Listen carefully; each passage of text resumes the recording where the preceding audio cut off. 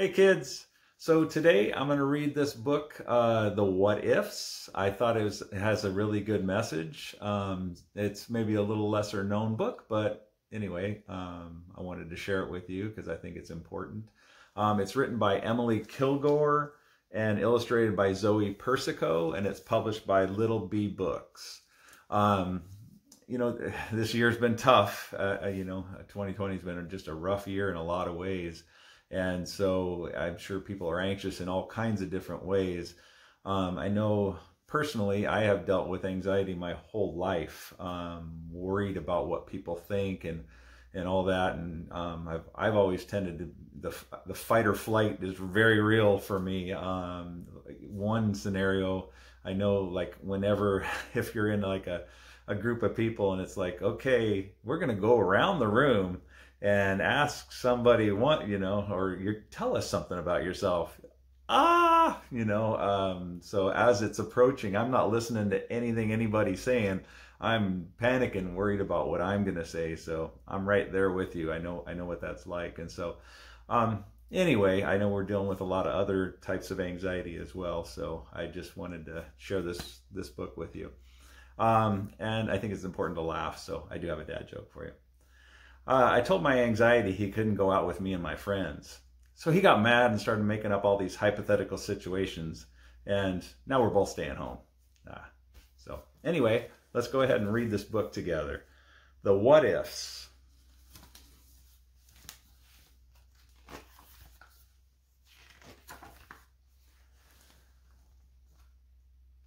Cora was a nervous girl. Always jumpy, always on edge, always wondering if something grim was going to happen. Because of this, the What Ifs loved her.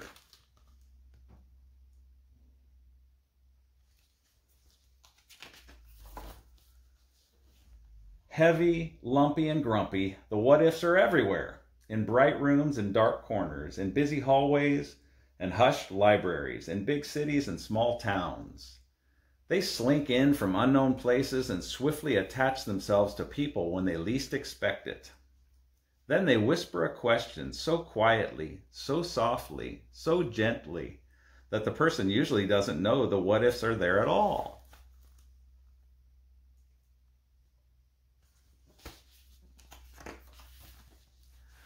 From the moment the sun first peeked through her window in the morning to the time she pulled a warm quilt over her head at night, Cora's what ifs followed her every move. What if my dog runs away? What if I forget my homework? What if the sun stops shining? What if my crayon breaks?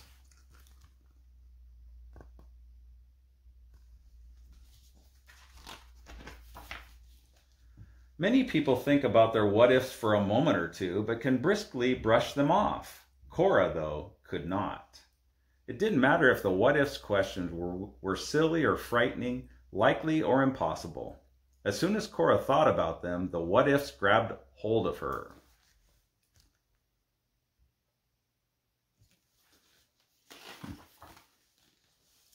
One week, Cora had more what-ifs than usual. Her piano recital was just days away.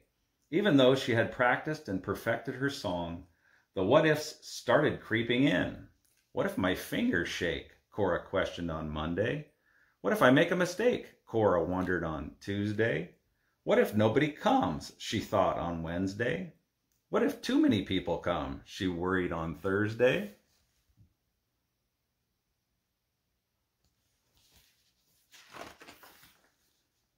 By the day of her recital, the weight of the what-ifs felt unbearable.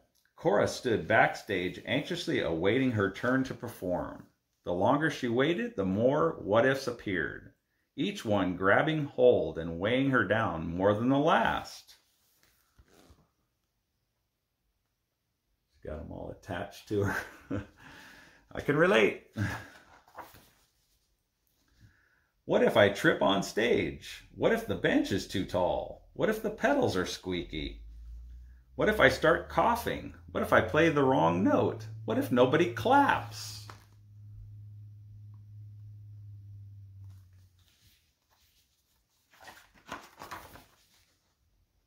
Cora, a small voice whispered, are you all right?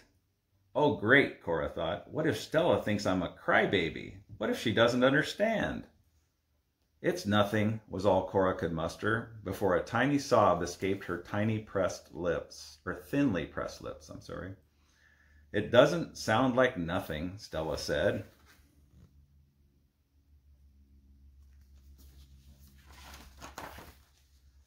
Cora took a deep breath and said in a hushed voice, I just have too many what ifs.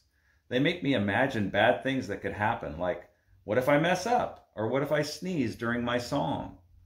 Everybody gets what ifs, Cora. Just a minute ago I asked myself, what if Cora's sad and I can help?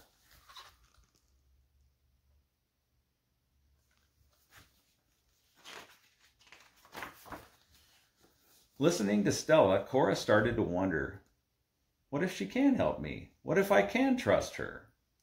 I wish mine were like that. My what ifs are grim, Cora looked down.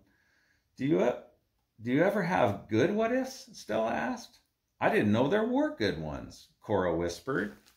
Of course there are, Stella said. Like, what if there's chocolate cake after our recital? Or what if I play better than ever? Cora chimed in, peering at the boy pounding his piece on the piano.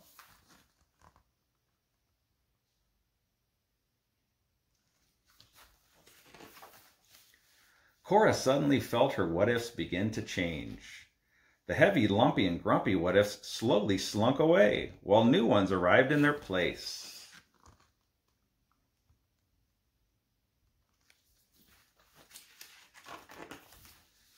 Just then, the teacher announced it was Cora's turn. Cora walked out to the piano without tripping.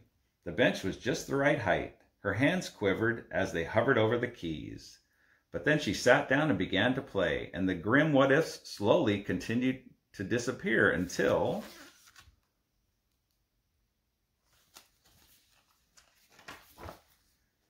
Clunk! She hit the wrong note. Oh no, what if everybody laughs at me? What if I get booed off the stage? Cora wanted to cry.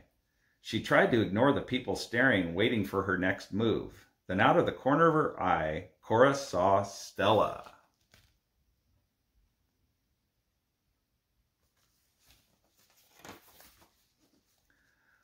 What if I can do this, she asked herself.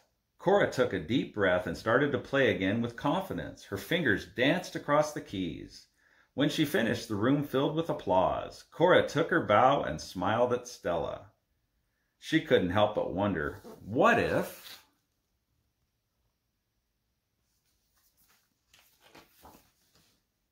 I made a new friend today.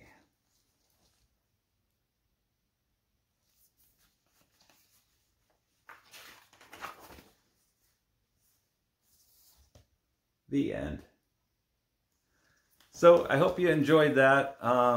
Again, it's been a tough year, so I know we're all dealing with all kinds of stuff, and just want to try to, lighten your day a little bit by reading these children's books, because I think there's a lot of good messages that are hidden in children's books. So anyway, I hope this was encouraging to you, and thanks for watching, and God bless you.